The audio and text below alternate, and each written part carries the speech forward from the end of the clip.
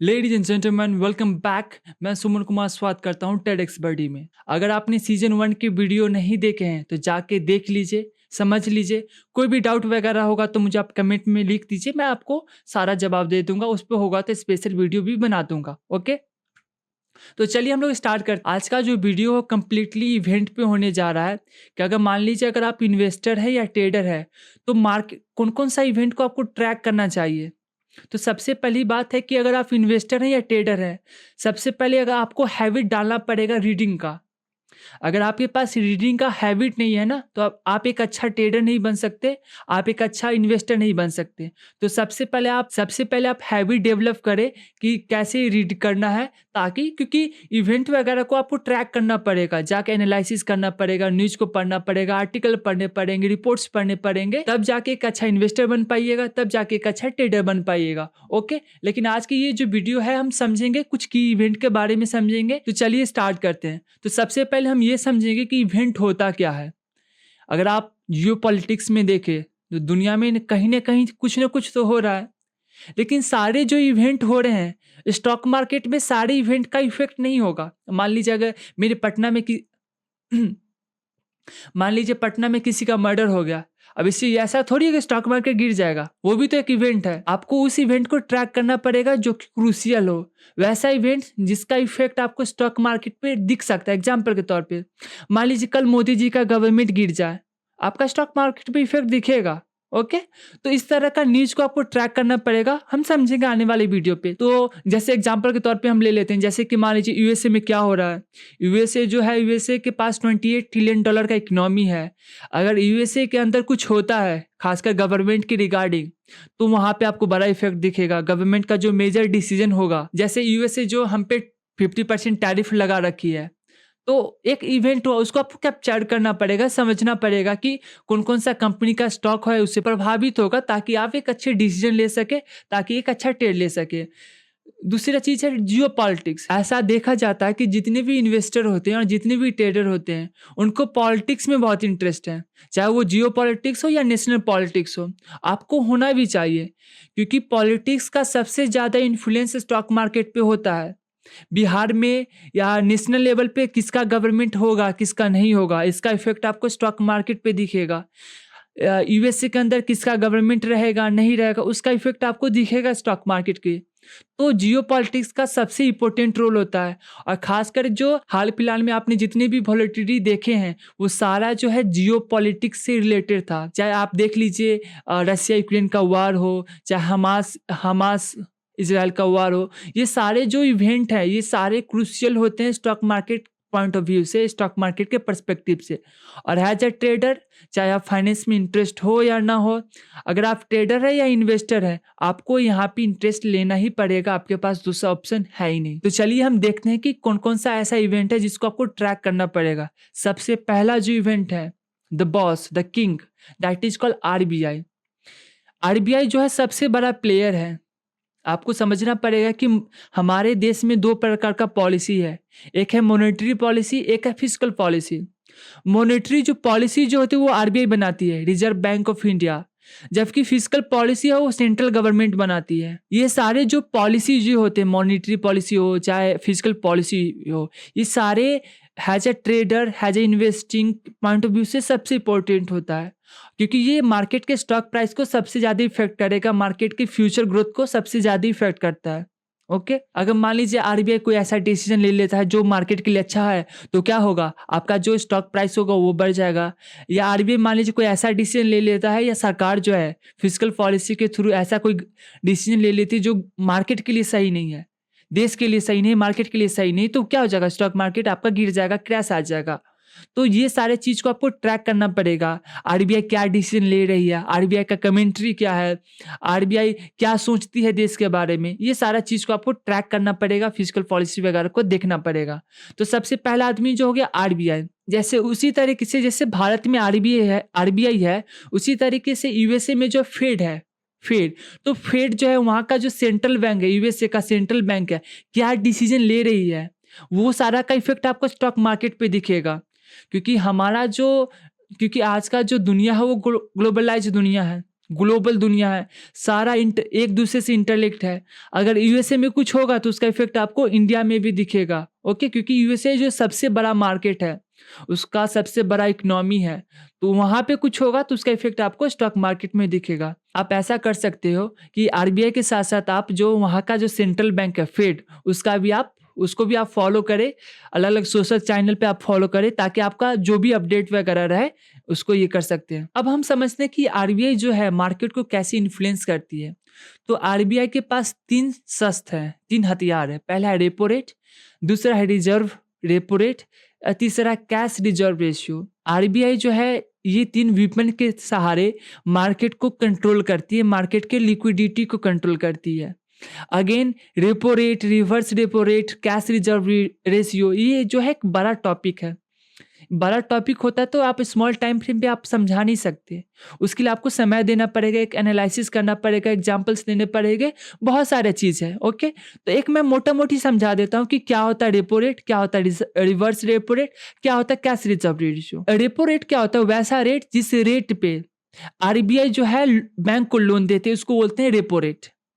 यानी आरबीआई जिस ब्याज पे बैंक को लोन देगी उसी को बोलते हैं रेपो रेट। बैंक जो है हमेशा आपको लोन का जो इंटरेस्ट जो होगा ना, ब्याज, हमेशा रेपो रेट से ज़्यादा ही देगी। एग्जाम्पल के तौर पे मान लीजिए अगर रेपो रेट अभी 6% है तो आपको जो लोन मिलेगा 6% से ज़्यादा पे मिलेगा, आपको 7 पे मिलेगा, 8 में मिलेगा। ओके, इस तरीके से रहेगा। एग्जाम्पल के तौर पे मैं दूसरा एग्जाम्पल देता हूँ। अब मान लीजिए मैंने अगर 5 रुपया का माल खरीदा, मान लीजिए मैं 5 रुपया का माल खरीदा, तो आपको मैं 5 रुपया में थोड़ी बेचूंगा, आपको मैं 8 रुपया में बेचूंगा, 10 रुपया में बेचूंगा। बैंक भी वैसा करता है। अगर बैंक को आरबीआई से 6% पे लोन मिलता है तो वो आपको 6% पे नहीं देगा, वो आपको 8% पे देगा। अगर मान लीजिए रेपो रेट कम हो गया तो लोन क्या हो जाएगा? लोन सस्ता हो जाएगा।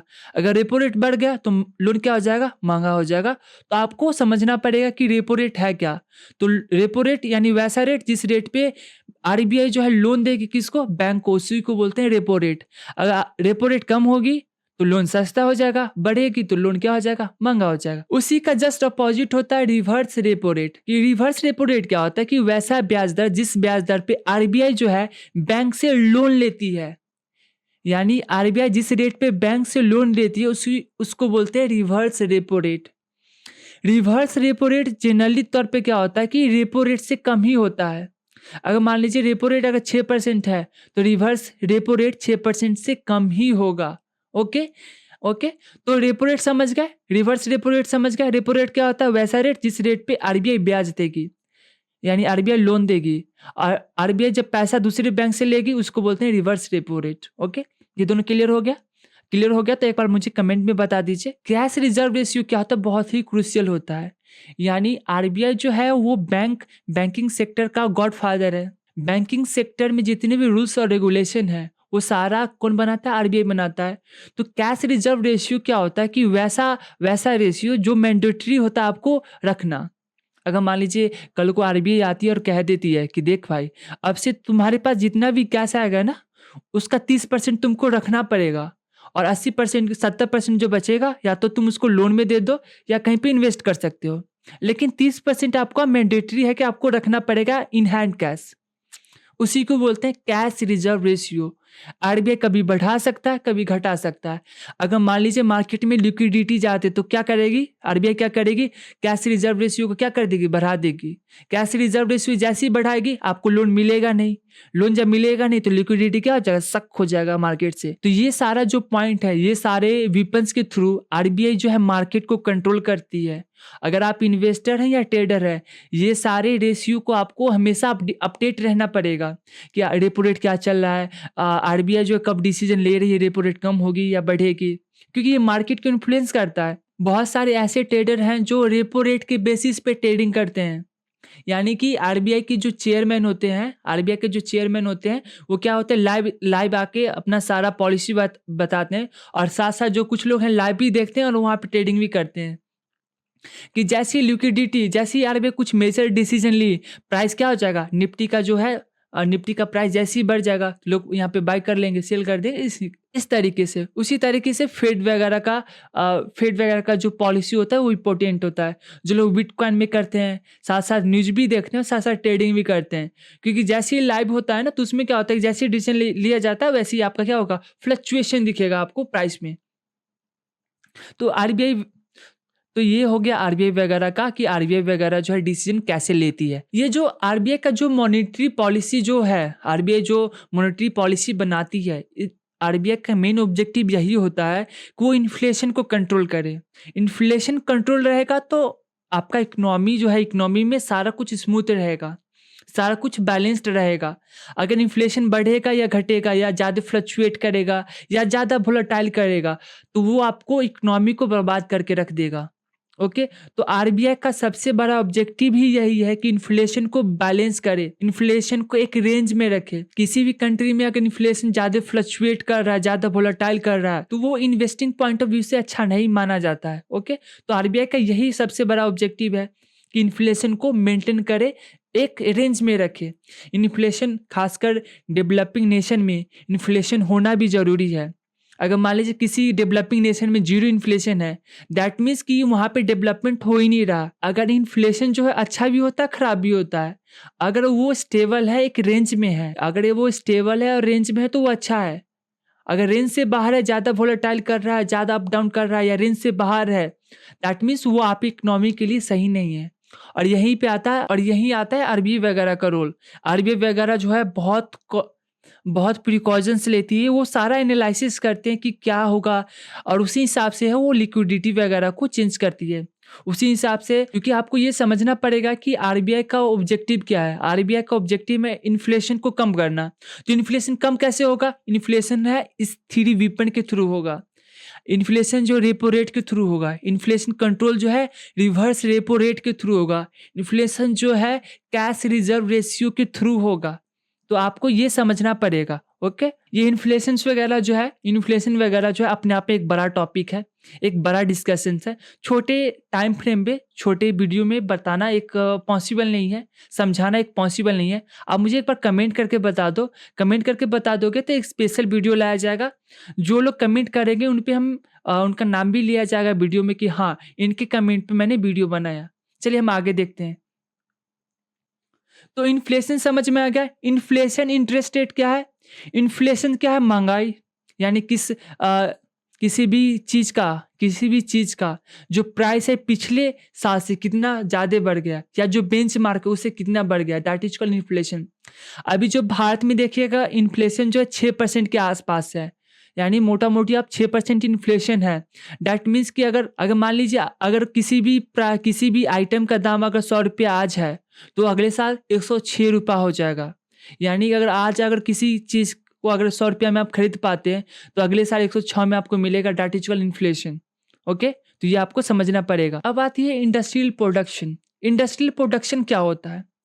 ये जो इंडस्ट्रियल प्रोडक्शन जो होता है वो आरबीआई को प्रेशराइज करता है डिसीजन लेने में। अगर मान लीजिए इंडस्ट्रियल प्रोडक्शन हमारा हो ही नहीं रहा, तो आरबीआई पहले सर्च करेगी कि हमारा जो है इंडस्ट्रियल प्रोडक्शन अगर सही से हो नहीं पा रहा है, तो इसके पीछे रीजन क्या है। तो रीजन ये हो सकता है कि लोगों के पास पैसा ही नहीं है, हो सकता है कि बिजनेस और कंपनी के पास पैसे ही नहीं है, दैट्स वाई वो प्रोडक्शन ही नहीं कर रहे, इसलिए हमारा इंडस्ट्रियल प्रोडक्शन बहुत कम है। तो आरबीआई यहाँ पे क्या करेगी? रेपो रेट को कम कर देगी। रेपो रेट जैसे ही कम हुआ, आपको लोन सस्ता मिलेगा। लोन सस्ता मिलेगा तो आप क्या करोगे? प्लांट्स लगाओगे। प्लांट जैसे ही लगाओ तो इंडस्ट्रियल प्रोडक्शन क्या हो जाएगा? बढ़ जाएगा। तो एक साइकिल चलती रहती है। ओके, एक साइकिल है, repo rate, industrial production, repo rate, फिर कम होगा, फिर बढ़ेगा, ऐसे करके एक साइकिल चलता रहता है। ये साइकिल को आपको समझना पड़ेगा। फिर आता है परचेजिंग मैनेजर इंडेक्स। ये सारा जो है, ये सारा क्रूशियल चीज है। परचेजिंग पावर इंडेक्स हो, या आपका इन्फ्लेशन को ट्रैक करने के लिए कंज्यूमर प्राइस इंडेक्स हो, या होलसेल प्राइस इंडेक्स हो, ये सारा जो है क्रूशियल इंडेक्स है। ये सारा जो है इंडेक्स, जितने भी इंडेक्स है, ये बतलाता है कि आपका ओवरऑल इकोनॉमी कैसे रन कर रहा है। चाहे आप इन्वेस्टर हो या ट्रेडर हो, जो मैक्रो इकोनॉमिक्स फैक्टर होते हैं ना, वो मार्केट को सबसे ज्यादा फ्लक्चुएट करते हैं। या जितना भी मैक्रो इकोनॉमिक्स फैक्टर हो, चाहे जियोपॉलिटिकल टेंशन हो या जियोपॉलिटिकल इश्यूज़ हो, ये सारा 2 ऐसा फैक्टर है ना जो मार्केट को सबसे ज़्यादा फ्लक्चुएट करेगा। अगर मान लीजिए जियोपॉलिटिक्स में मान लीजिए ईरान में कुछ हो गया, ईरान में मान लीजिए सरकार ही किसी की गिर गई या मिलिट्री का शासन हो गया, तो वो चीज़ प्रभावित करेगा स्टॉक मार्केट को। तो ये सारे को आपको ट्रैक करके रखना पड़ेगा ताकि आप डिसीजन सही से ले सकें, ताकि आप इन्वेस्टिंग सही से कर सकें। चाहे आप बिगिनर हो या प्रो हो, डजंट मैटर। जो लोग प्रो हैं उनकी तो कोई बात ही नहीं है, प्रो ट्रेडर हैं या प्रो इन्वेस्टर है, वो सारी चीज़ के बारे में जानते हैं। इन्फ्लेशन क्या होता है, रेपो रेट क्या होता है, ये सारे जानते हैं। खासकर जो बिगिनर है उनको ये समझना पड़ेगा कि ये सारी चीज़ों को आपको ट्रैक करना ही पड़ेगा। You have to track these all things, you have no other options. You are a trader, you have invest. You are a trader and you are investors. You have to track these all things. These are the quite important metrics that you have to track. Understand? Let's move on. दूसरी चीज आती है earning season. Earning season जो होता है वो सबसे important factor होता है। अर्निंग सीजन में क्या होता है कि कंपनी जो है अपनी क्वार्टर रिजल्ट पब्लिश करती है, और जब कंपनी जो है अच्छा अगर रिजल्ट पब्लिश करेगी तो प्राइस क्या हो जाएगा, ऊपर हो जाएगा। अगर कम करेगी तो क्या हो जाएगा, प्राइस फॉल हो जाएगा। जितने भी ट्रेडर और इन्वेस्टर जो होते हैं इस चीज़ को बहुत ट्रैक करते हैं, क्योंकि अर्निंग जो है, अर्निंग क्या करता है, प्राइस को डिसाइड करता है। मान लीजिए किसी कंपनी का प्रॉफिट बढ़ गया, तो प्रॉफिट बढ़ेगा तो आपका प्राइस भी बढ़ जाएगा नॉर्मली तौर पे।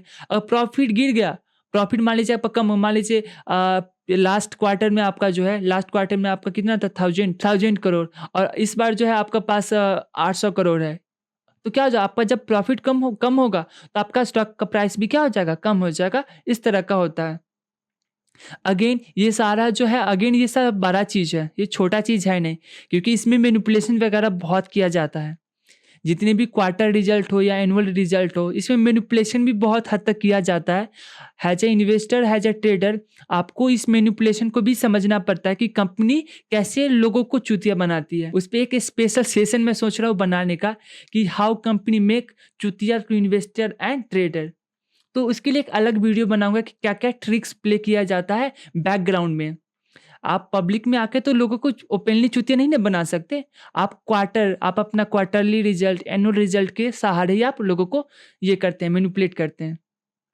तो इन चीज़ों को ये समझेंगे तो यानी जनरली तौर पे समझिए, जुलाई का जो मंथ हुआ, अक्टूबर का मंथ हुआ, जनवरी हुआ, अप्रैल हुआ, ये सारे जो है रिजल्ट इसी मंथ में क्या होता है, हमारा जो क्वार्टरली रिजल्ट होता है कंपनी का वो रिलीज होता है। आपको ये ट्रैक करना पड़ेगा कि किस कंपनी का रिजल्ट कब आ रहा है, और उसी हिसाब से आप ट्रेडिंग कर सकते हैं, इन्वेस्टिंग कर सकते हैं। अब बात करते हैं नॉन फाइनेंशियल इवेंट। अभी हम जितने भी इवेंट के बारे में बात कीजिए, ये सारे फाइनेंस से रिगार्डिंग थे। चाहे हमारा मॉनेटरी पॉलिसीज़ हो, चाहे फिजिकल पॉलिसीज़ हो, या आरबीआई द्वारा जो भी डिसीजन लिए जाते हैं, चाहे रेपो रेट हो, रिवर्स रेपो रेट हो, कैश रिजर्व रेशियो हो, ये सारे, चाहे इन्फ्लेशन का जो भी इंडेक्स वगैरह हो गया, सीपीआई हो गया, होलसेल प्राइस इंडेक्स हो गया, चाहे आप इंडस्ट्रियल प्रोडक्शंस वगैरह हो, ये सारे ऐसे इवेंट हैं, ये सारे फाइनेंस के रिगार्डिंग इवेंट हैं। As a investor, as a trader, आपको फाइनेंस के साथ साथ आपको नॉन फाइनेंस एक्टिविटी या नॉन फाइनेंस इवेंट को भी ट्रैक करना पड़ेगा। जैसे किसी भी कंट्री के अंदर जब पॉलिटिकल टर्मोइल आता है, पॉलिटिकल चेंजेस आता है, उससे क्या होता है, वो सारा नॉन फाइनेंशियल इवेंट है। जैसे रसिया यूक्रेन का वार हो, तो ये फाइनेंस से जुड़ा हुआ थोड़ी है। रसिया यूक्रेन का जो वार है ये तो पॉलिटिकल इश्यूज है, ये तो फाइनेंस का कोई इवेंट ही नहीं है, कोई इशू ही नहीं है। लेकिन has a trader, has a issue, आपको ट्रैक करना पड़ेगा कि क्या चीज़ चल रहा है। इजराइल हमास का वार हो तो आपको ट्रैक करना पड़ेगा जियोपॉलिटिकल। अब मोटा मोटी ये समझिए कि जियोपॉलिटिक्स में जो भी प्रोमिनेंट इवेंट होते हैं ना, सबको आपको ट्रैक करना पड़ेगा has a investor, has a trader. खासकर ट्रम्प जब से आए हैं, जियोपॉलिटिक्स का ज़्यादा ही इंपॉर्टेंस बना दिए हैं, क्योंकि ट्रम्प आते हैं, कुछ ना कुछ आके एक बम पटक दिए। जब आके वो बम पटकते हैं तो उसका इफेक्ट आपको इंडियन स्टॉक में भी दिखेगा, और उसका इफेक्ट जो है आपको नेस्टे वगैरह में भी दिखता है। तो आपको ये समझना पड़ेगा। तो आज की वीडियो में बस इतना ही रहेगा। पहले हम एक समराइज कर लेते हैं कि आज की वीडियो में हम लोग क्या समझे। तो आज के वीडियो में हम लोग ये समझे कि अगर हम बिगिनर हैं तो क्या क्या चीज़ को ट्रैक करना चाहिए। आपको आरबीआई को ट्रैक करना पड़ेगा, आपको फेड को ट्रैक करना पड़ेगा, फिजिकल पॉलिसी देखना पड़ेगा, मॉनेटरी पॉलिसी देखना पड़ेगा, इन्फ्लेशन का क्या रेट वगैरह चला है वो देखना पड़ेगा। अगर किसी खास इंडस्ट्रीज में अगर आप इन्वेस्ट करते हैं या इंटरेस्टेड हैं, तो उस इंडस्ट्री का प्रोडक्शन देखना पड़ेगा, मैक्रो इकोनॉमिक्स फैक्टर को देखना पड़ेगा कि जीडीपी हमारा क्या है, जीडीपी ग्रोथ वगैरह क्या है, ये सारे रिपोर्ट्स आपको पढ़ना पड़ेगा। ओके। और तो आज की वीडियो में बस इतना ही रहेगा। ये सारे चीज़ को हम डिस्कस किए हैं। कोई भी डाउट वगैरह होगा तो कमेंट में मुझे लिख दीजिएगा, बता दीजिएगा। सबसे पहले किसी भी चीज़ को स्टार्ट करने से पहले आपको माइंड को चेंज करना पड़ेगा, साइकोलॉजी चेंज करना पड़ेगा। अगर आप चाहते हैं इस चीज़ को, अगर आप चाहते हैं इवेंट वगैरह को ट्रैक करना, अगर आप चाहते हैं कि हम एक अच्छा इन्वेस्टर बने, एक ट्रेडर बने, तो सबसे पहले ज़रूरी है कि आपके अंदर रीडिंग हैबिट हो। तो रीडिंग हैबिट पहले डेवलप करें, इवेंट को पढ़े, सब चीज़ को ट्रैक करें। तो आज के वीडियो में बस इतना ही रहेगा। जय हिंद, जय Bharat. See you in the next video. Bye bye.